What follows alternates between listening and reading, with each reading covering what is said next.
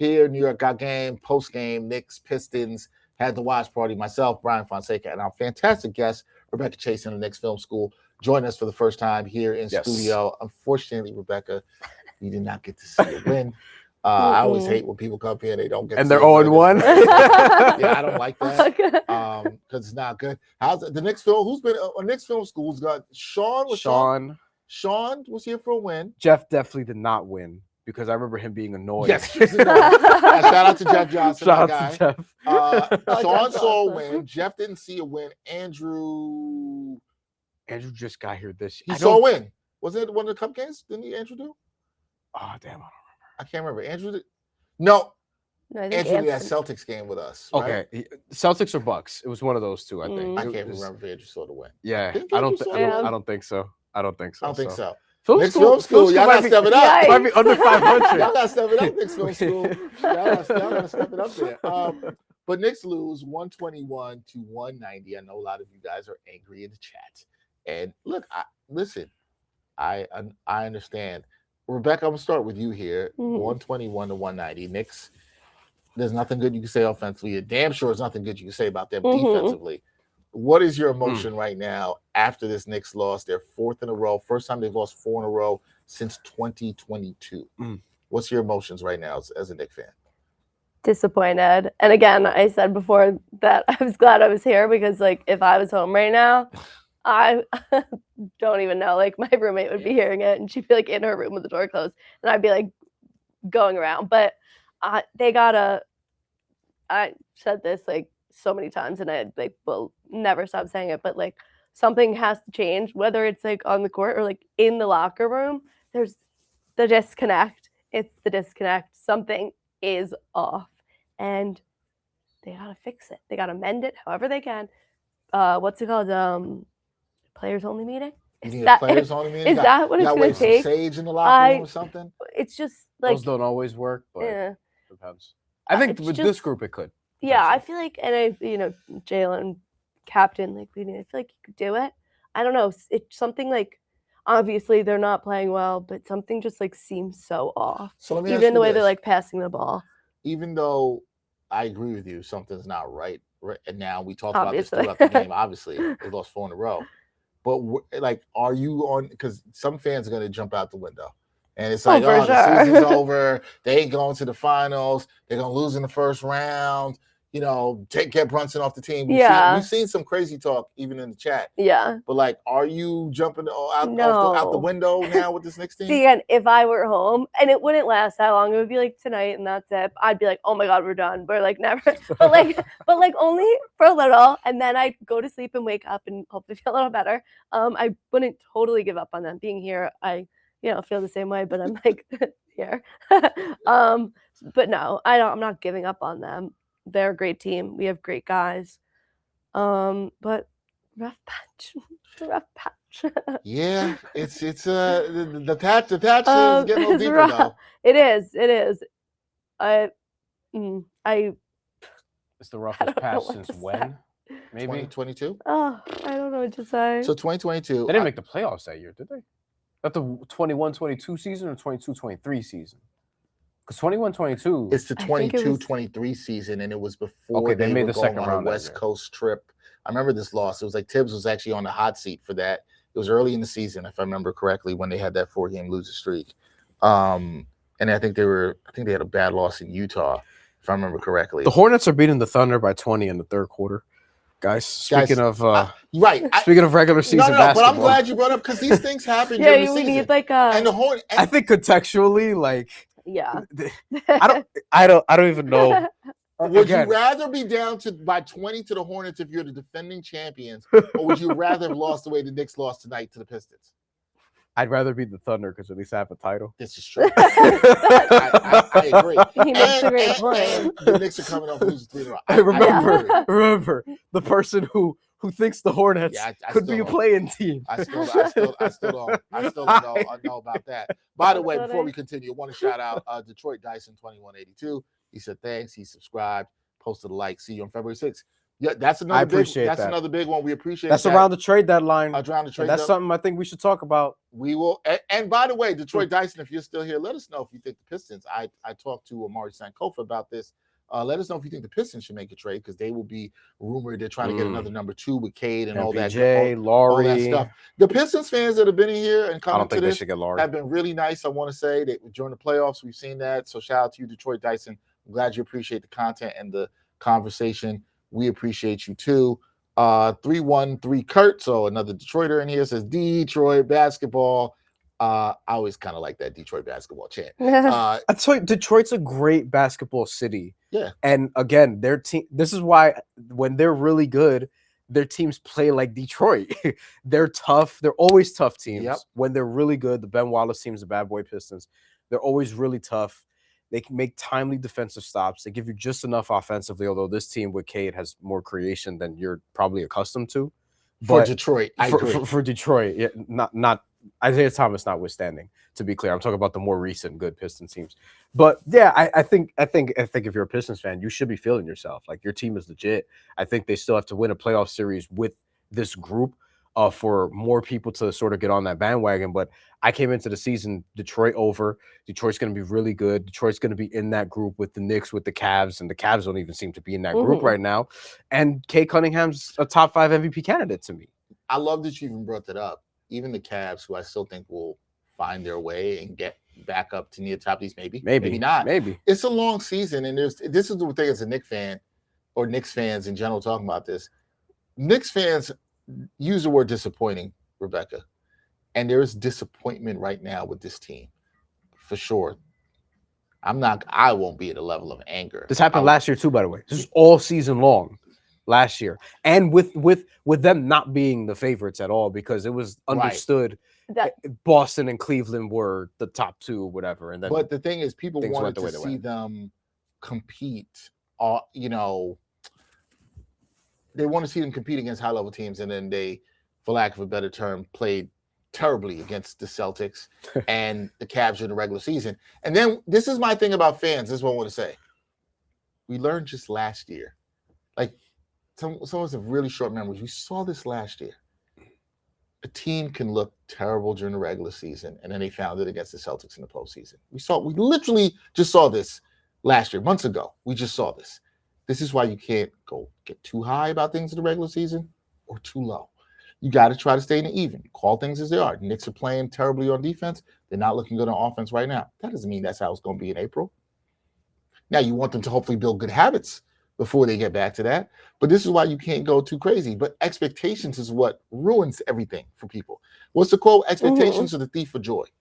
Do not let the expectations of the season kill your joy for enjoying the process of what this team is to go to. If you thought it was going to be all smooth, I think you were being very foolish, personally. It was never going to be that. I've been saying that. So this is nothing new. I've said this from the jump. Even with Mike Brown, I said 3-game losing streak was going to come. I didn't think it would get to 4, but here we go. All that being said, though, Rebecca, I want to get your thoughts on this. Like, all that being said, the performance we just saw and have seen during this stretch, I mean, you can't help but have a reaction to it. Like, it's not everything, but it's not nothing either. It's not everything because of where we are in the calendar, but to come out like that against this team specifically. Yeah. It's not like they've been these, like, end of the game losses. It's been like getting destroyed. Yeah. Like 20 points, whatever. 3 games in a row.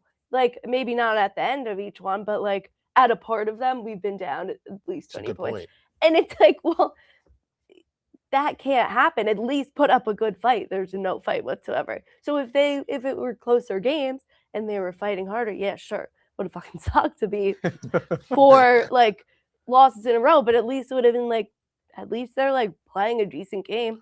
This is, I don't even know what this is. They're like, they're like belt to ass thing. Like they're not playing good basketball. They're getting destroyed by other teams. That Detroit, great team, but like, and you know, they're all good teams, but like, shouldn't be doing that. Like, you shouldn't be letting that happen. It's a good point though about how it looks. It's a good point. The how matters because this is where you're supposed to show up. Again, Detroit doesn't have Jalen Duren, and it didn't matter at all. Paul Reed was okay. He didn't even kill you like that. Like Isaiah Stewart was fine, but in totality, like everybody. And here's the thing for me that I keep coming back to: this Knicks team still does not have a signature road win this season. We're almost 3 months in. We're like halfway through the season, just about. They're 7-9 on the road. The Pistons, Celtics, Raptors, Sixers, the Magic, I guess now, all have better road records. Atlanta too, actually, which is interesting. But like they're 7-9 on the road, and they're still. If you're better, 4-12 against the spread on the road so far this year. Now that's the worst in the NBA. The worst in the NBA. That's telling you that you're underperforming on the road. You know, not covering, not winning is not always the same thing. But you were favored to win this game by 2.5 because Jalen Duren's out, primarily because of that. Even without Josh Hart. And they were down 2 starters. You know, right? They were down because Tobias Harris too, and they've been down Tobias Harris. That hasn't mattered. You know, the Pistons are best road record in the Eastern Conference. Obviously, a great home record too. They're 14 or 13-3 at home now. They're also the best team in the NBA against teams 500 or better. They're 10-4. Like they're beating all the team. Like people were saying, oh, they have a soft schedule. They have the best record against good teams. Against good teams, and a lot of that has to do with the fact that they are the number 2 defense in the NBA. And their defense travels. That's Detroit basketball. Well. Yes, and I'll say that. We got a quote from Mike Brown after the game. It is a very simple quote, people. It is not that deep. I love what Mike Brown says. He said it's pretty simple. They just physically kicked their ass. Yes. Damn right. We saw that. It we ain't all that saw deep. that. We all saw this. Rebecca meant that was the first thing Rebecca said, basically. Like about energy, where you kept talking about this in the first quarter. Like that we saw it right away. And we were like, yo, why do they look like they almost like they don't want to be there? Yeah. You know, because Detroit makes you uncomfortable. and again, Jalen Duren's not even there. And this is one thing I will give to the fans that I think are watching as they show highlights of Detroit's win. No, yeah, it was just like, okay, this is yesterday. Cool. And they came with good energy. But one thing I will. And this is a closer game. Yeah, no, that's one of the big parts of it. Yeah. Where Durant to get big stops down the stretch, but you know that's the thing. It's not the offense; they had great defense down the stretch. They didn't have a letdown game. Their energy didn't like, oh, we had a tough one in Cleveland. Let's pack it in. No. Nope. Like, not at all whatsoever. This was after the game.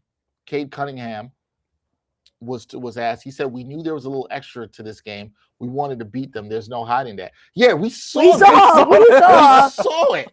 We saw them come out the energy like they wanted to beat the Knicks, and I thought this too. I thought the Knicks, what kept them in that first quarter was they actually didn't shoot terribly, but they didn't shoot great. But they didn't turn the ball over. And that kept them in the first quarter. That was a huge factor. They had a chance to go up 1 in the final possession, but they made their second turnover of the quarter. But that's what kept them in there. Then they all just went down from there. They were sloppy. They couldn't make shots. They couldn't defend. You cannot do all 3 of those things and win the game. Rebecca, I was glad Bryan asked you the question about what's your real reaction to this and you feeling about, hey, I don't like how this feels, how this looks. The disconnect for this team, the way it just looks and feels right now. Yeah, you can see it. So and I know you said you don't know what level of worry you're on a scale of 1 to 10. But if this continues to look like this, I'm not saying that it will. I'll tell you what. If I'm at the Garden, I'll be at the Garden on Wednesday. And if you're there, I'll text you. We'll see. If you're there, I'll text you. I'll text you if you're there. If you're there and it looks bad in the first half, I'm gonna just text you, Rebecca. ... Like, I don't know where this is going.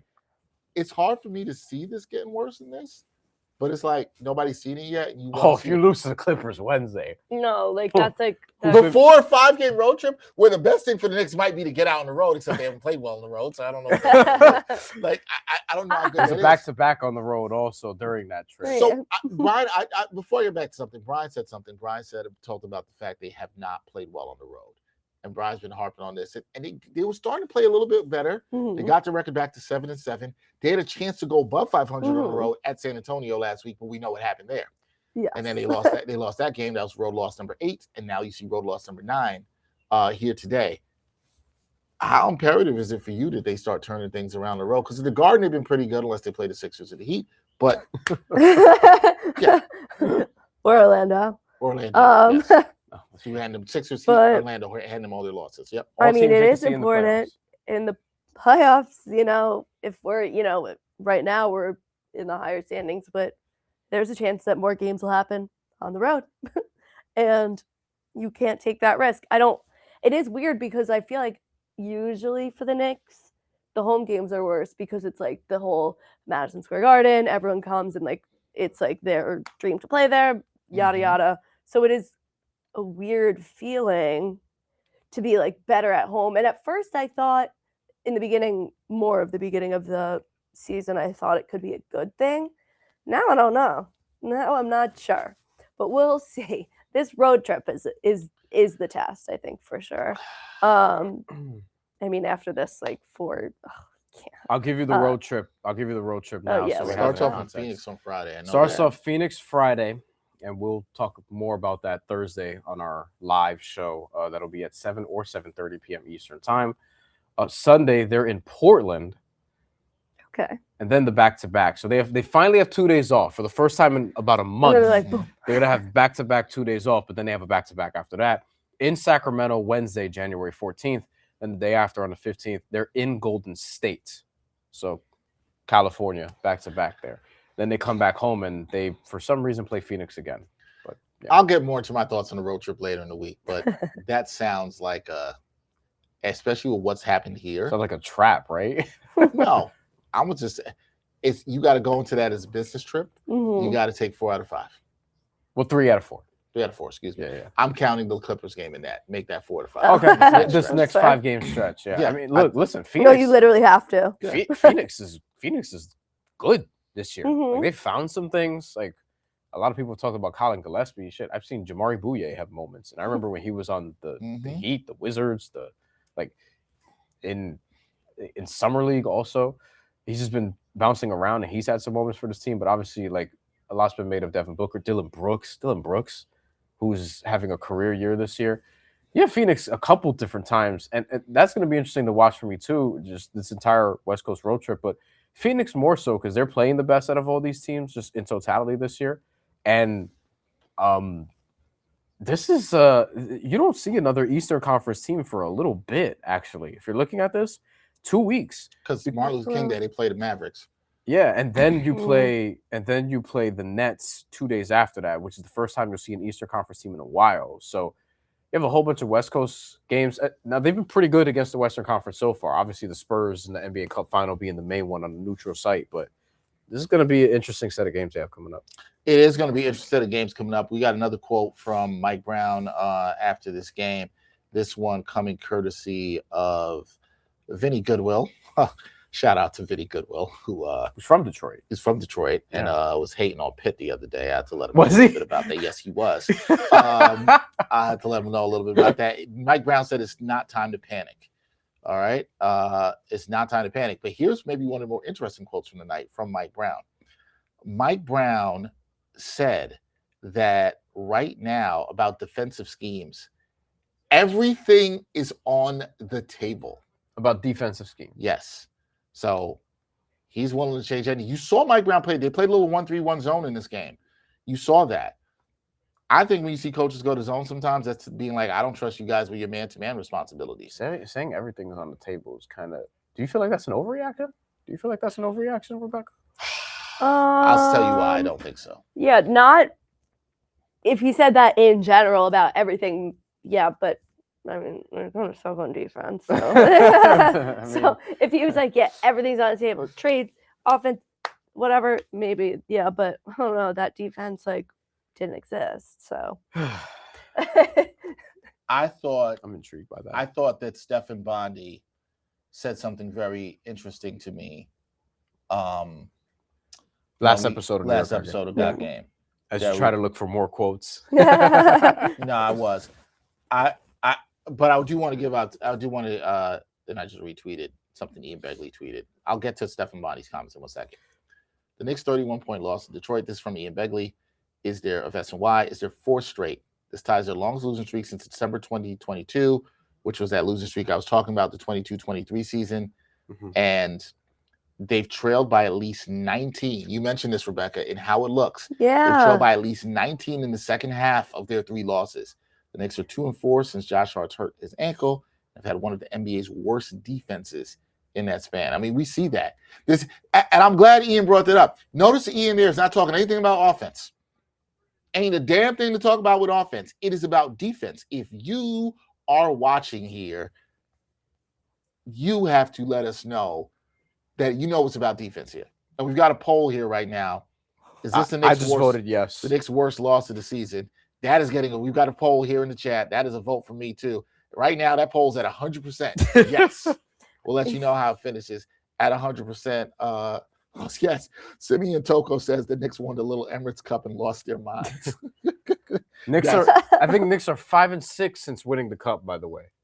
I don't blame the cup. I do not blame the cup. No, I don't blame the cup. And it's worth winning something. And if the Knicks showed you they could win a trophy, which matters for all y'all out there. I don't think the cup is why they suck tonight. No, I think that's silly. I think they just suck tonight. Yeah, they just suck tonight. Everybody sucked tonight. They sucked the last 4 games.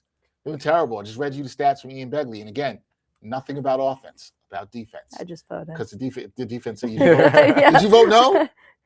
No. Okay. So yeah. I just realized I could go on to it. One of the things I was going to bring up that Stephen Bondi talked to me about in our last episode, and we were talking about defense in particular, and we just heard Mike Brown's quote about everything is on the table. Look, we got to call a spade, and Steph's called it out, and I was glad he said it. Mikal Bridges has not been good in terms of point of attack defense, not help defense. I mentioned this a couple weeks ago too. And this is before it got worse. And it's gotten worse. His point of attack defense has been good. Yeah. I think safety, not corner. I agree. Yeah. He's playing a lot of good safety, not playing corner. Yeah. I like that. What you've seen in the last 2 games, and I could also, let me check now. I want to see if my point will be correct here tonight. OG's a corner. Okay. The previous couple of games, 2 games. So Hawks game you were at. Sixers game I was at. Miles McBride played 31 minutes. And you remember in the Hawks game, they were trying to come back in that game. Wait, sorry, total? Total, okay. Right? 31 minutes. In each of those games, he played 31. 31 against the Sixers, 31 against the Hawks on Friday night. The Hawks game, they were trying to come back. Miles McBride was on the floor when they were trying to come back and get stops. Mikal Bridges was not. Against the Sixers when they were trying to come back, Miles McBride was on the floor late. Chris Persian of Clutch Points asked Coach Brown about that after the Sixers game, and he said, well, I wanted him out there for the shooting. And from what Steph and I was talking about, it was a little bit like, that's kind of true, but also maybe not completely true, right? Because Deuce McBride right now is their best point of attack defender. He's also shooting the ball well. So the shooting part I do agree with, but I do think that's something that people should keep an eye on, and that's what Steph was saying. Something to keep an eye on. Here's another thing I just want to add a nugget for people who missed the episode that Steph also said. Steph talked to a scout in the NBA, and what he said is that Mike Brown's scheme, and Mike Brown has talked about this, is to try to funnel guys to move the ball towards the middle of the court, right? Generally in basketball, most people know if you've played, a lot of coaches want you to push offenses to the sideline. So you can use the sideline as an extra man, and you can trap them and all that stuff. Yep. So guys are having a bit of an adjustment period learning this new defensive scheme, which is a lot different from Tom Thibodeau. There's some things that look good in the defensive scheme, like Cat no longer having to play drop coverage, but it's a different scheme here. With all that being said, what I'm saying, just a long way, I just want to let people understand what I'm getting to. I wonder if Mike Brown's either thinking about either changing defensive schemes or changing personnel. And that's the thing. He also called, and this is one other note I'll mention that Steph brought up, he called Deuce McBride and Landry Shamet the best point of attack defenders on the team. I found that interesting. Run that by me one more time. Deuce McBride and Landry Shamet were the best point of attack or on-ball defenders on the team. Okay. He said point of attack. I don't think it was like probably on-ball. Yeah, because that wouldn't be OG because he's a wing. Right. That probably tracks with what we've seen this season. But why he said that Steph brought up the point, and he mentioned that is because those guys will get up in guys in a way that Mikal Bridges does not necessarily. If you look at Deuce McBride fight over screens, look at Landry Shamet fight over screens, they'll be right up on somebody. They'll get up on them in that way. Yeah. I think Mike Brown likes that. I think he'd like to see more of that. I think he would love more of that out of Mikal, but Mikal just hasn't done that. Doesn't mean that I don't think Mikal is capable of doing it, because I think he is. He just hasn't done it. He's not the same level of physical. No. He's more of a finesse guy, which is what pisses a lot of Knicks fans off. Yeah. We have a good friend, a mutual friend of ours, who's shout out to you, friend. She can't stand Mikal Bridges. I think Mikal's been good this year. I do think that's something to keep an eye on. Are you concerned? Would you want to see more? Because there's a lot of talk in the Knicks fan base and among media, content creators, Deuce in the starting line. Do you think Deuce should get more minutes? Yeah. Would you even or you favor those minutes over Mikal? I don't know. I don't know. Decisions, I Rebecca. know. But I definitely want more decisions. Deuce. I mean, I've said it like 10 times, like at least since he got, I mean, I think Deuce is great, but even since he came back from his injury, he's been like the bright spot of this like awful, disgusting mess that we've been. You're right. He's been good. He's been good in the Every 5 games he's game, coming back. I mean, tonight, what did he finish with? He finished. So it's like that's like he's the good one. He's been the bright spots to me tonight. If you want to find something, Deuce and Bryan. I said everybody was bad. He was a -3, but he was the best of the bad. Yeah. He's the best of bad. He had 17 points. That tracks because he has On the 6 best. and 9 He has the shooting. best plus-minus net and on-off, like by far, on the Knicks this season. By far. Now that's not perfect, but he's the best on the team at that, which means the best lineups for this team typically include him. You know? Now, he's played enough to where this might not be, it's because he plays bench guys. You know what I mean? Right. He's played enough because he closes sometimes, and he's had 30-minute games. He's had 28 minutes, 25 minutes. He plays enough to where it's like, he's playing good players on the other teams too. So I do worry that if you start him, some of that takes a hit because now he's only out there with the quote unquote good players in starting 5. But I do wonder if like how much that impacts things, because the thing I love about Deuce is how complimentary he is. He can make guys better, not necessarily as a point guard, as a floor general, but because he can shoot off of other guys, because he can relocate, which we saw in this game, off of other guys, because the way he can play off of other guys and the way he could defend, like point of attack defense, and provide that so that other guys don't have to gamble as much, so that they can guard their yard, so to speak. Like, he just makes life easier for you if you're out there on both ends of the floor. So I think it's interesting that he brought in Deuce also 4 minutes into the game, very early. It was and Rebecca was on that too, because you said you were like, oh, wow, this is early Deuce minutes. And he subbed out Mitch, if I remember correctly. No. I thought it was Mitch, and then Mitch came back in. Was that? Yeah, I thought that was a sub. It was a very quick sub, and then Mitch came back in for because Mitch. I don't think it was Mitch. Mitch had a long ass stint. Hold on, all right, we gotta look. I thought it was Mitch. Then, I'll check. And then he came. Hornets are beating the Thunder by 30, by the way, in the fourth quarter. Wow, yeah.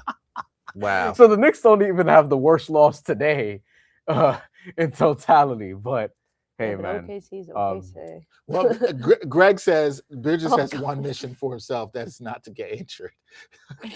What he said? Greg, do you think everybody's selfish on the Knicks? That's funny. I don't think this is a whole bunch of selfish tape. Yeah, it was for Mitch. Okay, and then Mitch came right back in. Came back in for Cat, if I Like, remember came right correctly, back right? in, yeah. He came back in for Cat. I thought that was, and he ended up playing 9 minutes in that first quarter. No, he entered the game for Mikal, actually.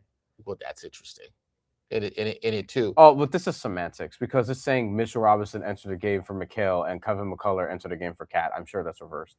It happened at the same exact time. So that's just McCullough also one of the energy guys that brings some physicality that was off the bench first as well too. 5.5 minutes left in the first quarter. McCullough's in the game before Kolek also, which I thought was interesting because of Detroit's physicality. I feel like that's why you made that decision.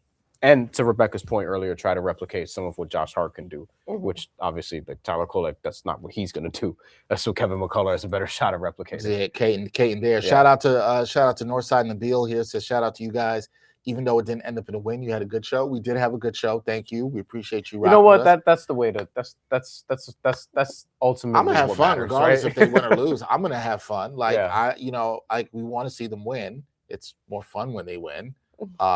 We do not like seeing so many of you disappointed or angry in the chat, but yeah, sometimes that's fun too. Sometimes it's fun too. Rebecca, we want you to go home and sleep well and like not be too stressed out. Shayna Yeah. Patrick says, I'm surprised Diawara didn't have more minutes. Me too. Young, athletic, especially going up against a young team like the Pistons.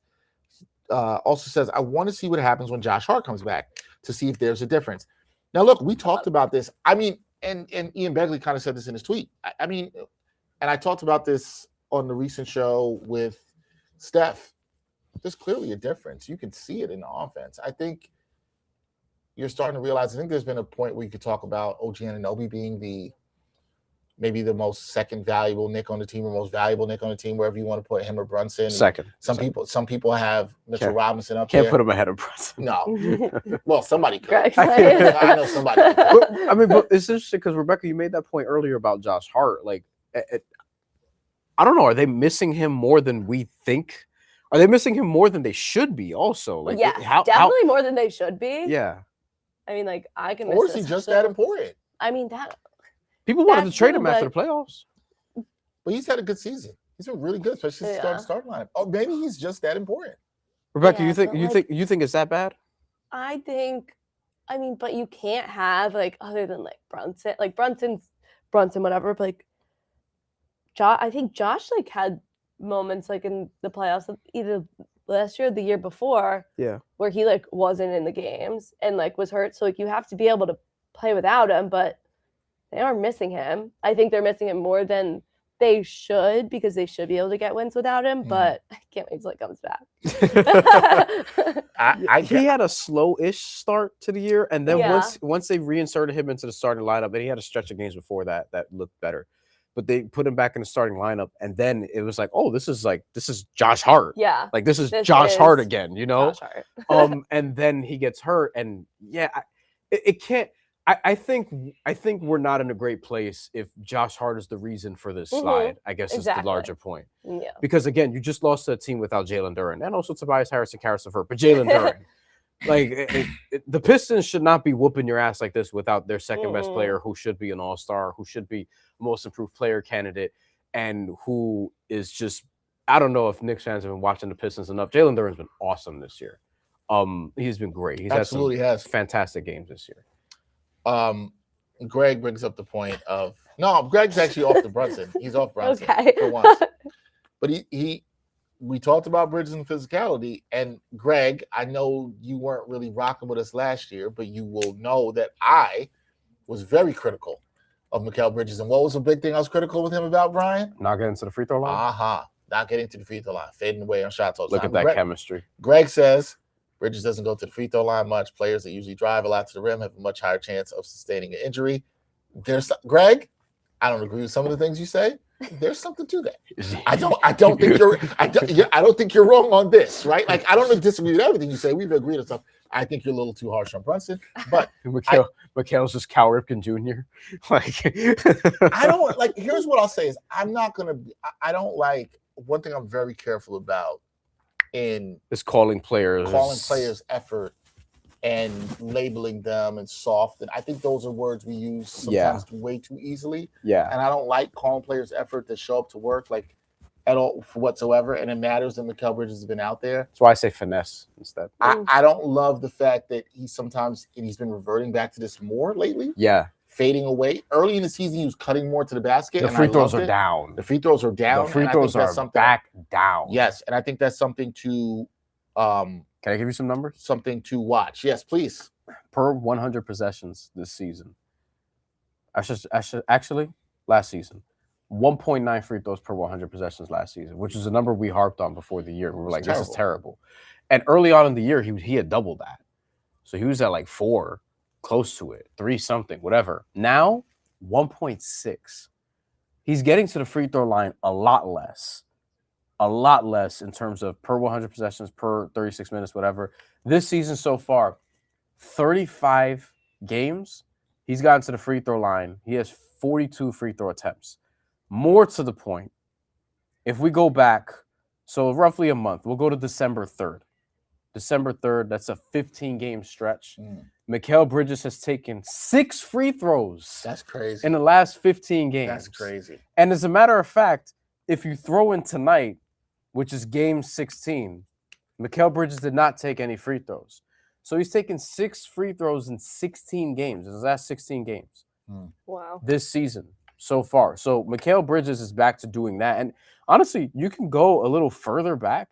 You can go all the way back to even November 28th, where he only took a couple more. That's 9 free throws in now 19 games.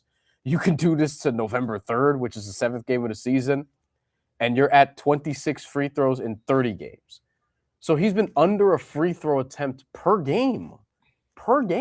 Not per 36, per game. For 2 months. And he started off being more aggressive attacking the rim, but now you've just seen him fading away on shots. And I don't know what it is, but he's got to get back to it. Now, he's not been, I don't think he's been a problem for the Knicks this season. I think he's had a very efficient season. You don't think he's becoming one? I think he'd be part of the problem with defense more so. I think it's been magnified a little more with Josh Hart out. I agree. That's a good point. I agree with that. Because here's the thing. Yeah, that's a great point, Brian. Him playing the way he has, whether he's not going to the free throw line or not, or maybe not being as aggressive on point of attack defense, we've been fine. But Josh Hart being out kind of magnifies that a little bit more. I do agree with that a ton. By the way, shout out to our crew. Nikolai, I don't know if this was you back there, but I appreciate you putting on, switching, and Nikolai taking all the credit. Yes. Nikolai decided to put the game here on our monitor in front of us, took it off the basketball, and put it onto that fantastic game last night between the Steelers and the Ravens. Shout out to Knicks film school contributor Sean Hardy, who's a Ravens fan, who had himself a wonderful night. That's right. Oh, I love that. Shout out to you, Sean. Shout out to you. The Steelers with their fantastic comeback. I was going to decline our next invite to come on the show. Yeah, he's probably not going to be happy. Liverpool beat Tottenham this year. And then also, he saw the Steelers beat the Ravens. But I appreciate Nikolai for doing that, because we need to see some good vibes in this studio after what we just witnessed from the Knicks. I could relive this again. We can do that. A couple people in the chat before we wrap. Vito617 says, first time listener. Love that, like a radio station. I'm a Detroit boy, but wanted to say I love the matchups between our teams dating back to the playoffs last season. Been an absolute blast to watch. Vito, I agree. I think the matchups are good. I'm wondering if this could start to become a rivalry. I think even a response game by the Pistons like this tonight helps towards that. Good for the young Pistons in responding. Now you got to see how the Knicks respond, because they haven't responded as anything of late. Greg says that's his mission, talking about Mikal, to not get injured. He's selfish too, Dexter. See, Greg, I'm not. I don't want to throw selfish. You're going too far there. Too far. A little too far. Selfish, I'm not saying that you're wrong. I don't know. I can't say that. I don't know Mikal Bridges' heart, mind. I can't say that. Do I think he's a selfish player? No. I also really leery about calling players selfish unless I see them do some Ricky Davis stuff back in the day, right? Like, you got to really show me that for me to buy that. If you go look up Ricky Davis getting his own rebounds and stuff, that's a whole nother thing. Or if they really don't care about winning at all. Right. Greg says which I think he does. Greg says you ain't winning much with selfish players that have their own goals for themselves, whatever that may be. I don't disagree with your point, Greg, about selfish players, but I actually don't think the Knicks have that on this team. I think this is a group of guys that like each other, that like playing for each other, that are committed to winning. They're just going through a rough patch right now. I don't think Mikal Bridges is a selfish player. I think that's harsh to say, especially, it's also to say it about like not wanting to get injured. Like, who wants to get injured? Right, that's true. And I've seen him fall so many times, and I'm like, sometimes I was watching the night, I'm like, holy shit, like he's down. My dad's like, he's fine. it's Mikal. So I don't think that he doesn't risk his body the same way the rest of them do. So I agree. Funny, Greg. There might be something about him avoiding contact. Okay. He's finesse. They're saying somebody is selfish or risking injury. I think those are different things, right? I think there's this, especially sometimes for some older fans, there's this idealization that everybody's a bruiser and super physical. Like, nah, everybody's not built like that sometimes, right? Like, and that's fine. He says if your only mission is to not get hurt, that means he's not giving his all to his team. But how do you know that's his only mission? Yeah. That'd be my question. You don't know that it's all, unless he's come out and said that, you don't know, right? Like, you don't know what his only mission is. I think Mikal Bridges is a guy who's played in NBA Finals. Like, to act like he's not part of winning is, And he mattered. He mattered then too. He was a depoy candidate. He was second in Defensive Player of the Year that year. I'm not gonna be here calling him a selfish player. Yeah. I just think I do think the defense is I don't know if tailed off is the right way. I don't think he's as good now as he was then on fair. the ball. I on agree. The ball. On ball, I agree. He still has great moments off the ball. We saw it in the Celtics series, especially. But I don't know. Like, it's just, Rebecca, I'll ask you this: like, what is it that you want to see from Mikal? Like at this point, because he makes Knicks fans really antsy because of the draft picks, because of all the draft capital it took to get him the first round picks and stuff. So that's gonna always be tied to him, and it won't shake unless they win the title with him. So what do you want to see out of him now at this point? I'm trying to think. I mean, I'm trying to think back to when he first came to the team, and I thought he was really great. I mean, I do still think he's great, but yeah. You guys talk about the defense, obviously that. I feel like he's been getting a lot of steals of late. I'd steal more of that. I feel like that was something that kind of a little streak going. Maybe I made that up, but it felt like he did. No, he had the stocks. He had the stock streak. Yeah. No, and right. So bring that back a little up. That would make me happy. I don't know all of his stats right now. I mean, nothing looked good tonight, obviously, but so I can't say for sure, but bring up the stocks and I'm okay. Yeah, he's gotten over 2 stocks a game last 6 games before this game. And he was also pretty low turnover, if I remember correctly. And was distributing a little bit more early in the season. You know what I think the issue is though? And I think this is what Knicks fans will be like, this is where they want to see more. Because he's shooting 50% from the field, 40% from 3, thereabouts, roughly that. He wasn't shooting that from 3, he was good tonight, but he was 2 for 4. But if it doesn't feel like, oh, he's shooting 40% from 3, he's shooting 50% from the field, it feels kind of like, yo, he just don't shoot like that, and that's why his percentages are high. You know what I mean? Like, he doesn't have high volume, right? Or he's not making that as many timely shots, maybe as some other guys. It's funny. He had some big time shots. Remember the cup game? He's had some big. I know. Shots. That's what I was thinking. Is it earlier? Yeah. The last couple of weeks, maybe not so, but he's had some big shots this season. I don't want to make him the scapegoat of their struggles, because it's not one person. It's not on one person. Yeah, none of this is on one person. Like Brunson, who we haven't talked a lot about because he scored a bunch, but his turnovers were silly.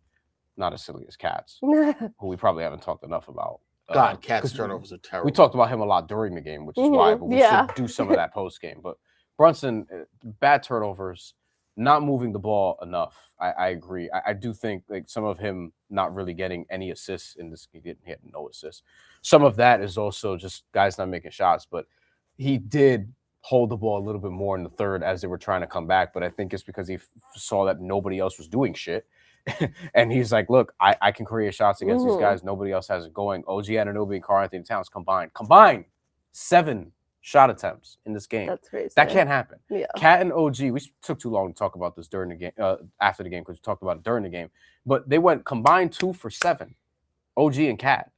OG 1 for 3. Cat 1 for 4. 11 points total combined. That more so than the Mikal thing. I mean, Cat, you have to show up in these big games against these playoff teams. He was very up and down in the playoffs last year.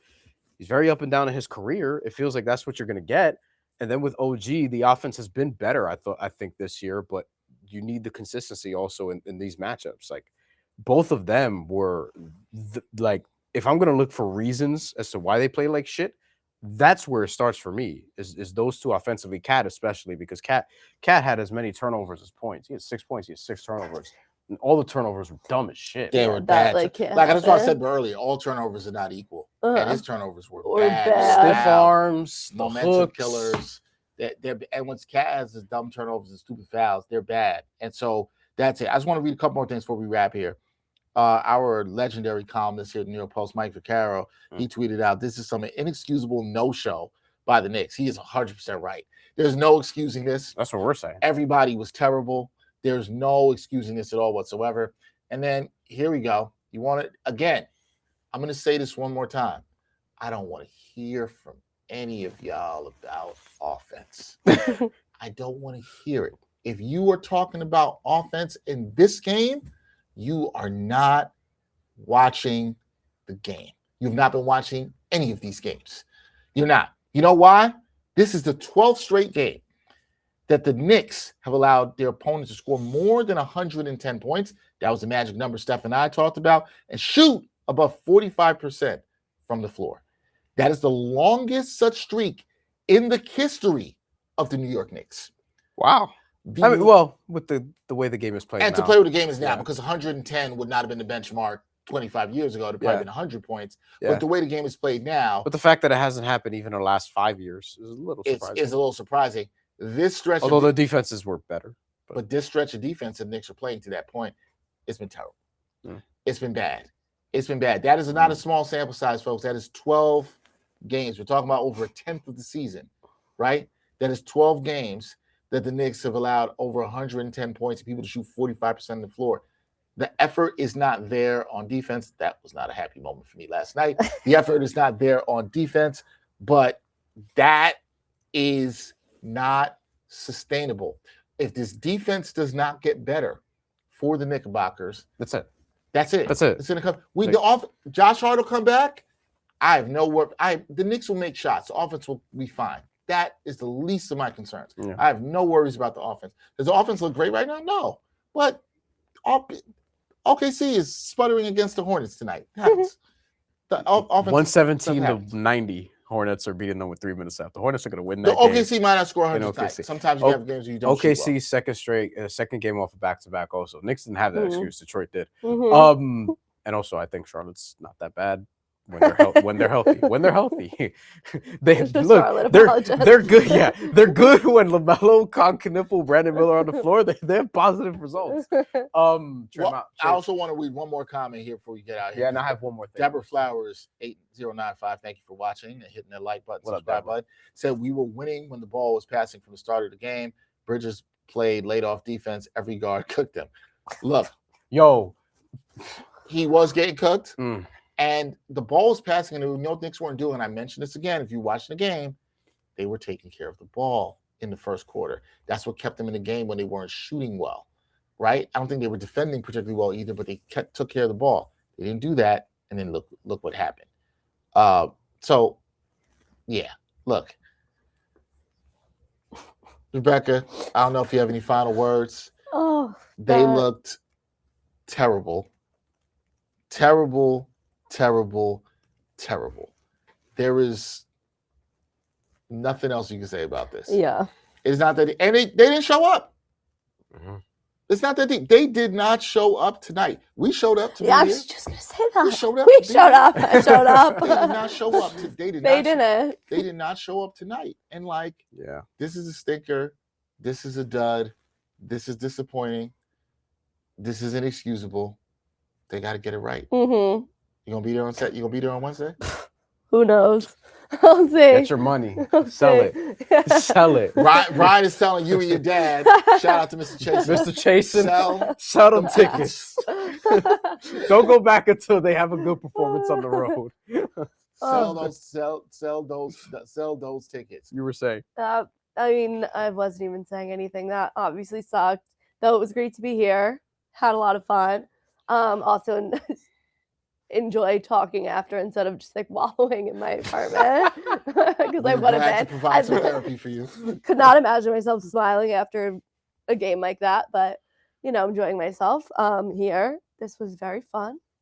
Knicks gotta get their shit together. That's there's nothing really else to say about them. They got to. Yeah, they must. Well, I hope that the next time that you come up here is bad. This is what I say to everybody when they're 0-1 after coming up here. I hope the next time you come up here, I hope it's a little bit better. I hope the chat is not as angry. It was fun when it was going through the cup, but I don't know. Brian, do you have any perspective to put on this? Last thoughts? It's the worst game of the season. It's the worst loss of the season. They still haven't beaten. I don't think they've beaten a good team on the road yet. When they beat the Hawks on the road, I thought that was their best win on the road, but the Hawks were also 15-18 at the time or something along those lines. Look, man, maybe it doesn't stay like this? Like, I don't think it's that bad. Maybe Like, it does. I don't think it's that. I don't think it's that bad. Like long term, because again, it's early January. Like guys are going to be trade eligible January 15th. We're at the point where 10-day contracts are going to finally start like being more readily available, and you don't need a hardship exception. Like the league is still in the early stages of the year. We're about halfway through the season, but not quite there yet. All that being said, Knicks have to get their shit together, man. You need that quality road win against a good team. And tonight was very inexcusable. Having no Jalen Duren there and to come out like that, really come out like that after halftime. Because halftime, it was like, okay, maybe now you're down double digits, you get it together, you come out, and Detroit goes on a run immediately. Like, no, get the fuck out of here. Like, we're the team to beat in the Eastern Conference now. Now, will it amount to something? We don't know, because Boston and Cleveland ran the East last year, and then the Knicks and the Pacers wound up in the Eastern Conference Finals. But if their defense doesn't get it together, this is the key thing for me. Yep. No defense in the NBA has been outside of the top 11 and won an NBA title in recent history, except for two. The second Lakers team in three-peat, and I think Shaq was hurt for some games that year. Down the stretch, yep. And the Nuggets with Nikola Jokic. But they got to 12th. Who were top 10, top 8 for the second half of the year. Yep. And they also, both those teams, had the best player on earth. As good as Jalen Brunson is, you don't have Shaq and you don't have Nikola Jokic. Jalen Brunson, different. So you still have some more things to overcome. And we'll be talking about some trade stuff too, because I don't know if I expect anything big necessarily, but listen, there's some things they can potentially do around the margins. And if Mike Brown is serious about shaking things up and looking for answers and trying out a lot of different things, like we're seeing Kevin McCullough get early minutes. We're seeing Tyler Cole get early minutes and not get early minutes, but getting minutes. And we're not seeing a lot from other guys on the roster who we expected to have big roles, like a Gershon Yabusele, for example. And we'll see if other guys start to get phased out. So I just think that this is a big stretch for them. It's a bunch of Western Conference teams. It's a Western Conference road trip. And you got to get some road wins, man. 7-9 on the road, I think, is also inexcusable if you're calling yourself a contender. I think all that's fair. Now, last words for me, what I'll say is, this is an inexcusable performance. This is a terrible performance. The sloppiness with the basketball, the dumb fouls. Overall, everybody was terrible. Nobody is unscathed here, is what I will say. But I think the thing is in doing what I've done in my profession as a sports journalist is you watch enough basketball, you watch this over time, you can't get too high, you can't get too low. Lows come in the season. It happens. I've watched a lot of Knicks basketball. I grew up a Knicks fan. I understand the passion. Fans sometimes, I think, just are too much the day-to-day. They live way too much in the moment. They don't look at the bigger picture. They don't look at even recency, as I keep saying. Last year, so Knicks, you mentioned it, they didn't play well against the Cavs. They didn't play well against the Celtics. And they figured some things out in the playoffs. That Denver Nuggets team you talk about in 2022, I know they had Nikola Jokic, but they figured some things out defensively towards the end of the season. What you want if you're a Knicks fan now is you want to learn this now. I always talk about the regular season is about learning things. You want to learn now what happens when you get punched in the face. How do you respond after this loss to Detroit? All right, the 3-game lose streak wasn't enough for you to respond to get punched in the face. What are you going to do now when it's 4 and you got to win a game and go on the road? That's what matters. If all you focus is on now when the sky is falling, then come on, I've watched way too many basketball. You think Oklahoma City, championship or not, you think they're going to act like the sky is falling after losing the Hornets who stink tonight? No, but I feel better about their ability to respond because they're also a better defensive team. Yeah, we know that. My point is, you're gonna have some peaks and valleys. Yeah, for if sure. You're just gonna wallow in the valley and act like it's over. Maybe it is over. I don't know. None of y'all know. And again, if you say you know out there and people making the bold predictions, you're lying. You have no idea. But what I do know is the defense stinks right now. I'm about what I see, and I'm about facts. And the defense stinks right now. We just talked about the last 12 games, right? Shout out to Tommy Beer, who posted that. He had that stat up. Shout out to him. We talked about the last 12 games. The defense stinks right now. Nothing is going to turn around. You're not going to see this team back to the level they were during the NBA Cup and to get to where they want to be if they aren't playing good defense. Do I think this team has enough talent to be a top 12 defense? I do. Mhm. I actually really do think they have to do it. They've got to want to do it. They've got to do it. Do I think Mike Brown's serious about making some changes? Yeah, I think so too. I think Mike Brown has shown me he's willing to experiment. He's willing to make changes if something's not going wrong. He doesn't give a damn about what you get paid or your feelings. And I like that. They're going to have to get it done on the defensive end. So for all of you Knicks fans out there, if your focus is on the fact that they scored 90 points tonight, you are missing the point. You are not understanding the game. They're going to have to learn to score games, how to win games when they score only 100 points. Mhm. But if they have this kind of defensive effort that we've seen, the last, I'm just squarely put on the 4 games, but over the last 12 games, yeah, they have enough talent to outscore people. Yeah. This is a really good offensive team. Yeah. And they're still going to be a really good offensive team. Yeah. You've seen that. Because in those 12 games, they won some of them games where they outscored and put up a lot of points against a lot of people. They almost beat San Antonio when they blew the lead, but the reason they lost that San Antonio game was because they couldn't get stops. Mm-hmm. Tonight, they couldn't get stops. Tonight, they couldn't take care of the ball. And then they also didn't make enough shots. They got to clean it up. They got a chance against the Clippers. Because if they lose to the Clippers, who have been playing better basketball lately, but if they lose to the Clippers at home, everybody is going to be angry. That's the one where it'll be a 5-alarm fire. Yeah. For a lot of people. They lose to the Clippers, No, despite the way the be Clippers, okay. because like you could be like, hey, the Clippers are 12-22. Now they just had a 6-game winning streak that was snapped against the Celtics, who are playing really well, and I think that's going to make Knicks fans a little antsy because you're looking at Boston and it's like, wait a minute, why are they so good without Jason Tatum? And now they actually have like some toughness on the wings, some guys who could defend who are annoying. I don't know how good they actually are. We'll see, but right, if they're ready to play, their net rating is. Their net rating's good, like, but with the Clippers, man, you better not lose that game. That's all I'm gonna say. Hey, when we started this broadcast, you asked me, Rebecca, we were talking about it. Is this a must-win for the Knicks? Well, I said no, but I thought it was important for them to get their confidence back. Well, they didn't do that.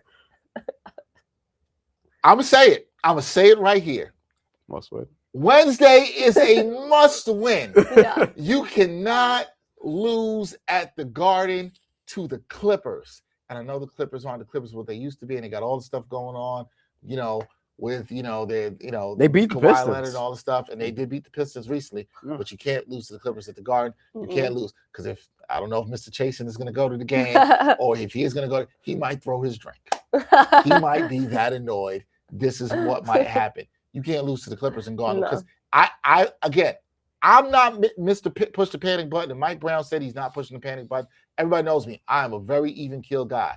You want to jump out the window after the Clippers? I won't do it, but I understand why you did it. They'll be 23-14, and they'll also be heading into a road trip on a 5-game losing streak, and they haven't been good on the road this year. So that's why you can't like the message that sends. You'll have some people saying some crazy shit ahead of the trade deadline. Oh, I would also like to know. Like, I'll have to be explaining to people, like, here's why, like, Mikal Bridges is not really, like, somebody teams will. I don't even know if you could trade him right now, given the extension. But you can't know when you can trade Mikal Bridges. His trade eligible, I believe it's like right before the trade February deadline. 1st. February 1st. He is trade eligible then. Yes, right before the trade deadline. But, like, he just signed an extension, and if I'm another team, I'm like, why am I running to pay him $40 million in a couple of years? Here's the one silver lining I will say before we get out of here. The last time the Knicks had a 4-game losing streak that I mentioned in that 2022 year, and there was talk about firing Tibbs. Yeah. The Knicks did. I don't remember what the streak was right after, but they did start playing some really good basketball right after that. They started better on a little bit of a run. Yeah. So, again, the season is long. This is where you're supposed to find things out. You're going to find out what this Knicks team is made of. They're going to either rise to the occasion or they're going to fold. That's it. If they fold, some of y'all will be angry. And if they rise, some of you guys are going to act like they've won the championship again. Either way, y'all both you're doing too much. Like, you got to take this stuff in stride. You got to hope they're playing good basketball by the playoffs. That's it. I know nobody wants to hear that because people just want to be angry. I know. I get it. Nobody wants to hear that. I get it. Nobody wants to hear that. But it's true. And you just saw it last year. Stop having convenient amnesia, right? Do I like how they look? No, they look terrible. I've criticized them. said they look like ass. The defense looks like ass. Nobody's not saying that. But they got a chance to get it right. They better get it right on Wednesday. If not, it's going to be rough. Can we hit one comment before we get out of here? Sure. Rebecca, after you chime in, just What? where you at with this? Yeah. You didn't say? You want to talk about how much more ass the defense? Yeah, no, they must win Wednesday. That's it. Wednesday. Bryan, what's the last comment? J Bain X24 says, "Who's going to help JB score? They fire Tibbs to avoid playing defense." That's looking like champs. Dolan Detroit. This could be a Detroit comment. And also, someone else said, "Welcome to Detroit City." I mean, who's going to help JB score is fair, given what we just saw today. The answer, unfortunately, is Deuce McBride. And, I was going to say. I will say this. This I know is a Detroit comment. Scoring is the least of your worries. Yeah. Detroit's like Clearly hasn't listened to this whole thing. Detroit plays the type of basketball I like. It's like, yo, we'll score 87, but we'll make sure you score 85. Mm-hmm. Like, yeah. Like, and I'm here for that. Yeah. I'm here for that. That's the Pistons of the 80s. That's the Knicks of the 90s. And that's the entire NBA of the 2000s to some extent. Yeah. All right. We'll see how it is, Rebecca. By the way, the poll. Yeah. What did anybody vote no? 49% of votes. 49 votes so far and counting. 94% said yes. This is the worst Knicks loss of the season. 6% said no. I need to know about this. All right, they're just like messing up. I need to know about this. I need to know about that 6%. No Void 1 says, "What a shitty day. Giants keeping Joe." Oh God. That's why I said I'm glad it's just the Knicks. That's just the Knicks. And then the Knicks getting embarrassed. I forgot the Giant. Damn, I'm surprised. I'm a little surprised at that. I didn't think about that much today, but I didn't think that much about it either. But Rebecca, we appreciate you rocking with us here. Yeah. For your first live Knicks watch party. We gotta have you back in hopefully better circumstances.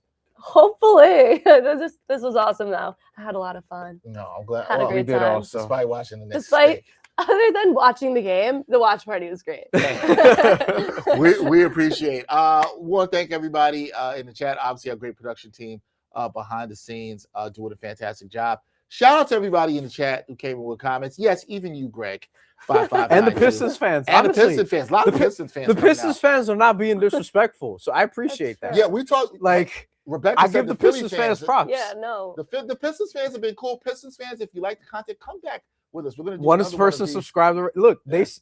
they're just pumping their chest because they win. They deserve it. Yeah, no, they deserve it. And they're not even like saying anything crazy about like any of us up here or whatever. Like look, shout out to the Pistons fans. Come back on February 6th and any other time you feel like. We'll do another one. That'll be another big game. Hit that like button, hit that subscribe button if you liked it.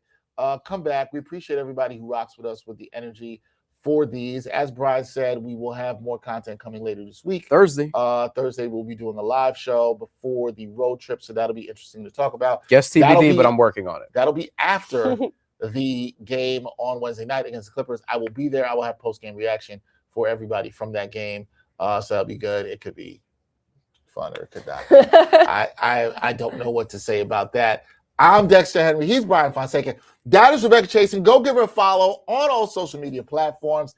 Does a great job with Knicks Film School and the Knicks Twitter show that they do. We will catch you next time on another edition of New York Got Game. Peace, y'all. Happy New Year for the last time. And thanks for watching New York Got Game. Boom shakalaka.